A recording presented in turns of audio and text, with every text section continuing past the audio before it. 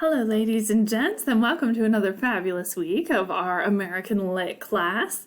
Hopefully you enjoyed the weekend. You got to deal a little bit with Edna St. Vincent Millay and her ideas about war last week. Really deep stuff. Lots of interesting historical input, as well as cultural ramifications and big statements on big things coming from Edna St. Vincent Millay. This week, we get to read some more big ideas in a couple different forms, mostly poetry here, and we do get to do a fun poetry made visual project, which I am really excited about. So this week, we are going to be reading Hugh's Mother to Son in The Negro Speaks of Rivers, I Too, and Democracy. Really iconic work, like amazing ideas communicated in just such a powerful and accessible way. Langston Hughes has an incredible voice that comes through in his writing, and I hope that you enjoy the way that he weaves ideas together and uses imagery to evoke a lot of emotions in his reader. Particularly the poem I Too is my personal favorite. I can't wait to hear what yours is. But the poem I Too just hits hard. It is a strong, strong statement. So I love the way that he engages with his readers and really asks us to think about the world differently, think about our experiences differently, and try and create community and connectedness, which I love. I've got some more fabulous Langston Hughes work for you guys tomorrow. And then we're going to read some E.E. Cummings. You'll notice when we read E.E. Cummings that nothing is capitalized, and there's really very little punctuation. E.E. Cummings, all lowercase. So when you have to write about Cummings, don't capitalize anything. It's just how Cummings wanted to be remembered. So we'll honor that and not capitalize anything. So it's just E.E. Cummings, all lowercase. The Cambridge Ladies Who Live in Furnished Souls. I Sing of Olaf, Glad and Big. That's another commentary on war. So pay attention to that and some of Millay's ideas as well. Our ideas should kind of build with each other and inform each other as we move forward. So try and find those connections when you see similar themes and similar topics. Try and think about what people were saying about this topic before, and how those ideas might meld or how they might conflict, how they might work together or fight against each other, because those are some things you're going to be asked to do in the midterm. So think about that. Pity This Busy Monster, Man Unkind, also a war poem. And then Anyone Lived in a Pretty How Town, probably E.E. Cummings' most famous poem, and one that I enjoy a lot because it's got a lot of imagery that revolves around something we experience as opposed to ideas maybe so much. And so the way that Cummings talks in the poem Anyone Lived in a Pretty How Town is just so interesting. So watch the Cummings lecture because I talk about that a lot. I hope you enjoy it. And then our big project is Poetry Made Visual. So let's talk about that real quick. This is going to give you a chance to be a little bit more creative than some of our writing assignments have allowed. So we have a Wheel of Fortune style thing. Wow, the link didn't work. I'll fix that for you. Where it will help you select a reading that we've done so far this quarter. So you can use the Wheel of Fortune, or you can just pick your favorite poem. That works too. And you're going to try and bring that poem to life in kind of a visually unique way. So there's lots of ways you could do this. Make sure that you provide the title and the author of the poem and the full text of the poem, because that's important. But you can create a collage, you could create a video, you could create a TikTok style kind of interaction with this poem.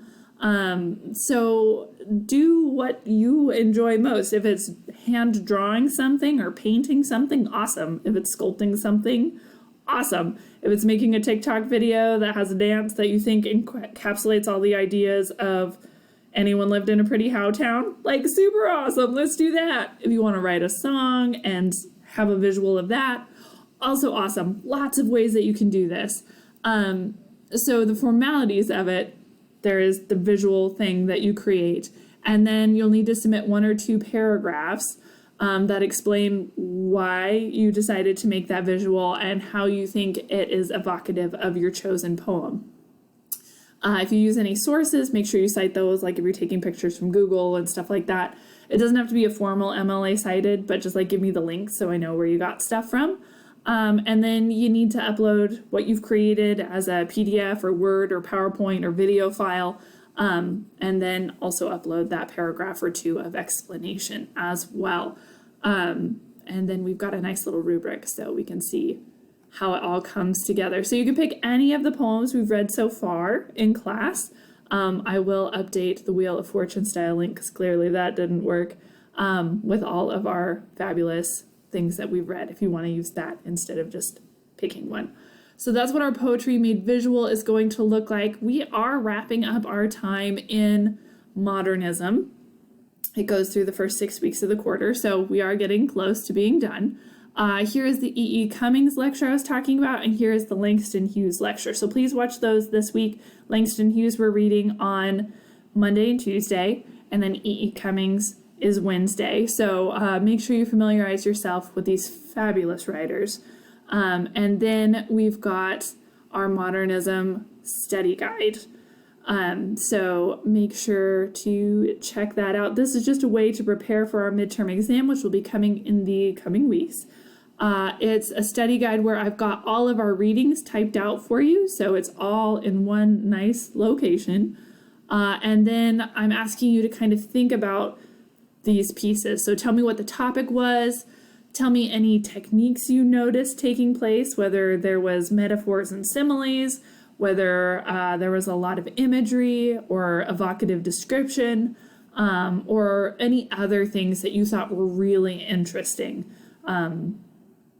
Vocabulary that was interesting, symbolism you want to discuss, any interesting historical tidbits or facts. Those kind of things can go in the other category. So you're going to want to fill out this modernism study guide to prepare yourself for the modernism midterm exam, which will be coming in the coming weeks. But because this is a fairly lengthy document, I want to give it to you now so you've got lots of time to prepare for that. So that's available for you in the modules tab. If you like working ahead and you want to take a look at how the exam is going to be formatted and some ideas about it, here is that midterm exam overview video as well. So lots of good resources for us. Do make sure to watch Langston Hughes and E.E. Cummings as we go through our week together. I do just want to make one quick little note about books and the amazing opportunity we have to learn and benefit from other people's ideas. So if you were following the news last week, you will note that there was a book that was banned in Tennessee, and it's called Mouse. Banned books are, of course, a big deal in literature because they're oftentimes banned because people are uncomfortable with the ideas that are being conveyed.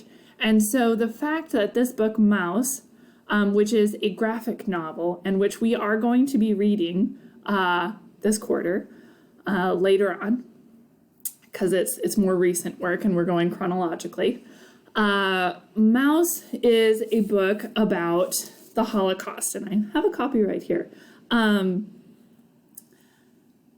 It is a heartbreaking book. It is a very tragic, heartbreaking book, and I can see why people wouldn't want to read it. But sometimes I think the most important things we can read are things that make us feel emotions, right?